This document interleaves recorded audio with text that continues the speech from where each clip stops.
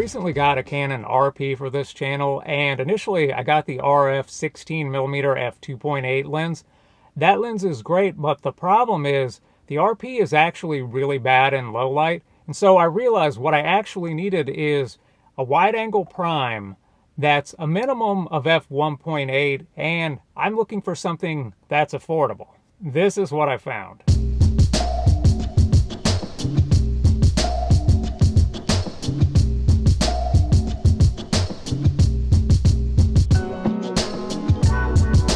See, I thought there would be a ton of options. You know, I'm cool with using an adapter, so I thought there would be all of these old EF lenses that I'd forgotten about, or even third-party like Sigma, Tokina, Tamron lenses or something, and much to my surprise, there just weren't a whole lot of options. For example, in terms of Canon RF, they do have that 24mm f1.8, but that sells for around $500.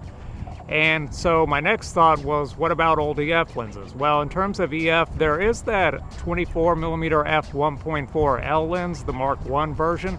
The cheapest I've seen that one go for is about $400 to $450. So then, of course, I started thinking, well, what about third-party lenses? I checked Sigma. Sigma has that art lens made for EF. It's 24 f1.4, but even used, that's selling for like around $700, and that's way more than I felt like paying.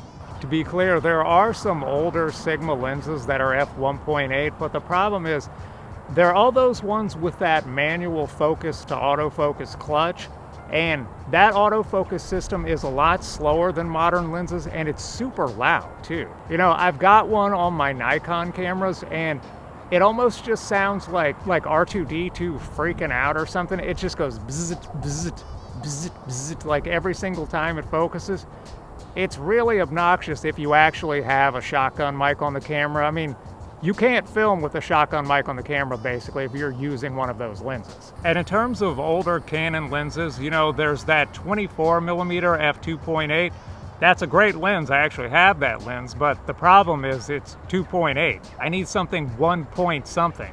But I realized after searching for a few weeks, the only thing that really ticks all the boxes is this EF 28mm f1.8 USM.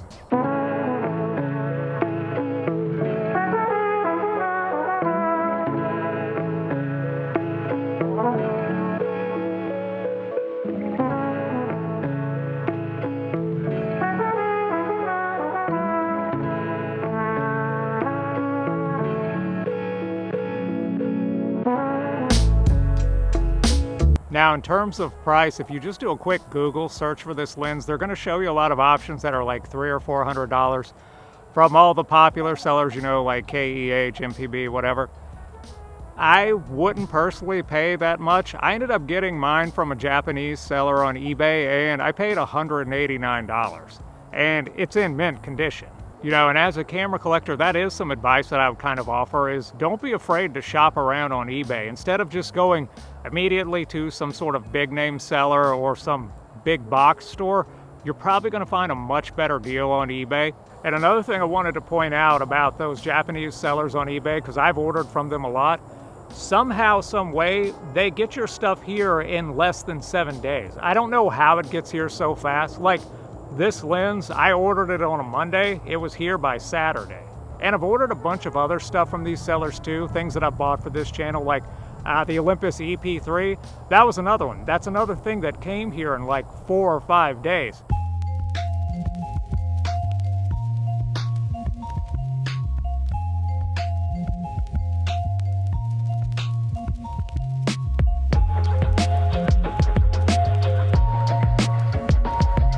As far as autofocus goes on this lens, it's really quick and accurate, and there's a weird phenomenon that I've noticed. It's actually way faster than my RF lenses, and I don't know why that is. You know, so I did some research, and it's funny, I found a video from Mitch Lally, that Australian guy, and he was saying the same thing in his video. It was 24mm f1.4L versus the 24mm 1.8 RF version, and he said the same thing. He was like, oh man, the old lens is faster than the new lens. Why is that? And I was like, Yeah, that's the same thing that I found too. I don't know why that is. You know, I keep checking for firmware updates on these lenses, but for whatever reason, that does seem to be the case. This old 28mm lens that was made for film cameras nearly 30 years ago is in fact faster at autofocusing on this camera than my RF 16mm f2.8, which was made for this camera.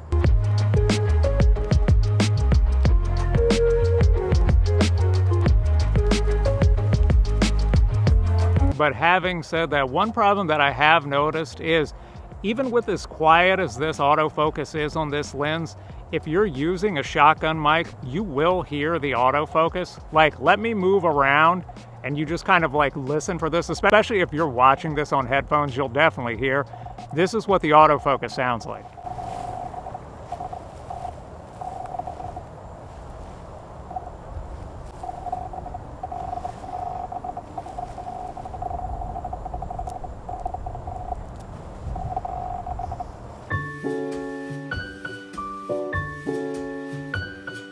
But yeah, the reason why I think this lens is probably perfect for filmmakers, and maybe not quite for photographers, not modern photographers anyway, but this lens is a little bit soft wide open, but not in a bad way. See, the thing that seems so ironic to me with this lens is it looks the way that your lens looks when you're actually using like a black pro mist filter to kind of diffuse the lens and kind of cut through some of that sharpness so it doesn't quite look as digital. This lens sort of does that on its own without a filter. Like, I've noticed that everything in this lens just kind of has a pleasing sort of filmic look to it without any type of filter, without any type of enhancement. It's just doing it on its own straight out of camera. And I think that was really a big selling point for me, is it's maybe not sharp the way that a modern lens is, but I kind of don't like the way modern lenses look. Everything seems so cold and clinical. You know, modern lenses are kind of like the perfect robotic lens for perfect robots. Like, they don't really have soul anymore. This is one of those lenses that still has soul. This is one of those lenses that actually has character, which makes this such a huge find. So kind of ironically, I was looking at all these other lenses trying to find some hidden gem, and I kept like overlooking this lens thinking, nope, not that one, because I wanted 24mm.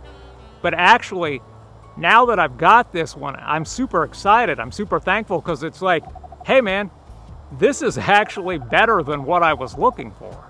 Now, for photographers, if you're more left brain, if you're more logical, linear, rational, analytical, if your favorite thing to do is just zoom into an image and stare at the corners at 400% to see how sharp it is, this might not be the lens for you. On the other hand, if you're more right brain, if you're more artistic, intuitive, more emotional, and you like the way an image makes you feel, this may very well be one of your all-time favorite lenses. Anyway, I think that's all I got for today, guys. Thanks for watching. I'll see you again next time.